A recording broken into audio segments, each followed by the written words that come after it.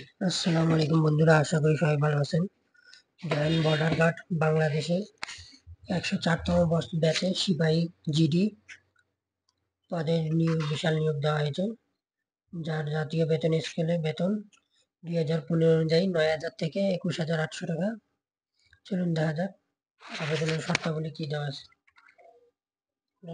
দেখতে পাচ্ছেন এখানে সম্পূর্ণ সার্কুলারটি আমি ডাউনলোড করেছি। এখানে শিক্ষাগত যোগ্যতা ধরা হয়েছে এসএসসি সমান পরীক্ষায় মিনিমাম 3 এবং এইচএসসি সমান পরীক্ষায় মিনিমাম 2.50 পেয়ে উত্তীর্ণ হতে হবে, অর্থাৎ এইচএসসি পাস মাস্ট লাগবে। এবং বেতন স্কেল আগেই বলেছি 2015 সালে বেতন স্কেল অনুযায়ী 9,000 থেকে 21,800 টাকা। তৎসহ বাড়ি ভাড়া, বাসস্থান এবং বিধি মোতাবেক প্রাপ্য অন্যান্য সুবিধা পাবে। আর বয়স ধরা হয়েছে 30/8/2025 তারিখ 18 হতে 23 বছর জন্ম, অর্থাৎ জন্ম তারিখ 4 আগস্ট 2002 হতে 3 আগস্ট 2007 মধ্যে যাদের বয়স তারা শুধু আবেদন করতে পারবে। এবং এখানে পুরুষদের উচ্চতা ধরা হয়েছে 5.6 এবং মেয়েদের উচ্চতা ধরা হয়েছে 5.2। ওজন মিনিমাম 50 কেজি। আর মেয়েদের ক্ষেত্রে, ছেলেদের ক্ষেত্রে 50 কেজি, মেয়েদের ক্ষেত্রে 47 কেজি।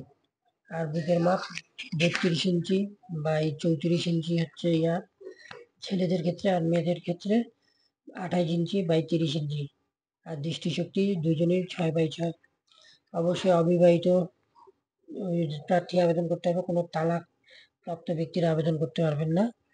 আর বিজ্ঞপ্তি অনুচ্ছেদ 1 ও 2, 3 অনুযায়ী আগ্রহী যোগ্য পুরুষ প্রার্থী joinborderguard.bgb.gov.bd এই ওয়েবসাইটে প্রবেশ করে 4 ফেব্রুয়ারি থেকে 13 ফেব্রুয়ারি 2025 তারিখের মধ্যে আবেদন করতে হবে, অর্থাৎ আবেদনের লাস্ট ডেট 13 ফেব্রুয়ারি 2025।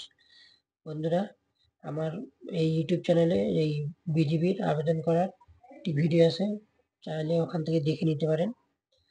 এবং আপনাদের যদি ভালো লাগে তাহলে অবশ্যই ইউটিউব চ্যানেলটি সাবস্ক্রাইব করে এবং লাইক বাটন, ভিডিওটিতে লাইক বাটন চাপে রাখবেন, পুনরায় কোনো ভিডিও যেন যখন তখন যেন আপনারা পান। এছাড়াও বাকি সব এগুলো আবেদনের নিয়ম বলা হয়েছে, যেটা আমার ইউটিউব ভিডিও দেখলে আপনি বুঝতে পারবেন কিভাবে।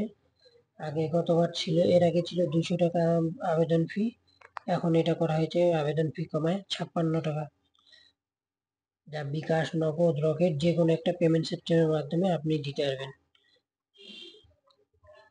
এছাড়াও বাকি তথ্যের মধ্যে রয়েছে যেসব প্রয়োজন, অ্যাডমিট কার্ড যেমন আপনাকে SMS এর মাধ্যমে জানাবে, আপনাকে ইউজার আইডি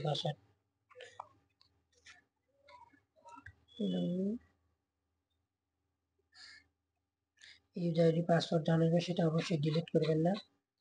এবং অন্যান্য মেডিকেল পরীক্ষা, ভর্তির সময় আবশ্যিকভাবে যা সঙ্গে আনতে হবে, পরীক্ষার সময় যখন মেডিকেল পরীক্ষা হবে তখন অবশ্যই যেগুলো নিয়ে যেতে হবে: এসএসসি এইচএসসি সমানের পাশের মূল বা প্রফেশনাল সনদপত্র, সংশ্লিষ্ট স্কুল কলেজের প্রধান শিক্ষক বা সাথে ঠিকানা, তারিখ, সমমানের পাশের প্রশংসাপত্র, মানে ম্যাট্রিক ইন্টারের প্রশংসাপত্র, অভিভাবকের অনুমতিপত্র, ইউনিয়ন বা চেয়ারম্যানদের থেকে স্থায়ী নাগরিকত্বের পত্র, প্রথম গ্যাজেটেড কর্মকর্তা থেকে সকল সার্টিফিকেটগুলো মূল কপি সত্যায়িত করে মূল কপি সাথে নিয়ে যেতে হবে। এবং সদ্য তোলা নীল ব্যাকগ্রাউন্ড সম্বলিত ল্যাব প্রিন্ট 11 কপি পাসপোর্ট সাইজের ছবি এবং 1 কপি ছবি হচ্ছে ইউনিয়ন ওয়ার্ড কাউন্সিলরের সত্যায়িত এবং 10 কপি সত্যায়িত ব্যতীত।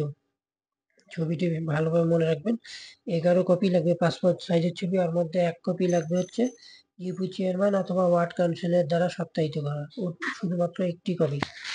এবং এই ছবি দিয়ে চেষ্টা করবেন আবেদন করা, অন্য কোনো ছবি দিয়ে আবেদন করার চেষ্টা করবেন না। যেই ছবি আবেদন করবেন সেই ছবি সাথে নিয়ে যাবেন। আর জাতীয় পরিচয়পত্রের মূল কপি সহ সত্যায়িত 6 কপি।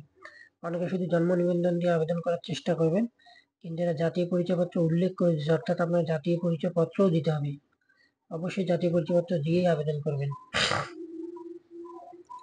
আর আবেদন ফি জমার পর তা ফেরত যাওয়া হবে না, এবং আবেদন ফি দেওয়ার 72 ঘন্টার মধ্যে আবেদনটা কমপ্লিট করতে হবে, নাহলে আপনার টাকাটা মাইর যেতে পারে।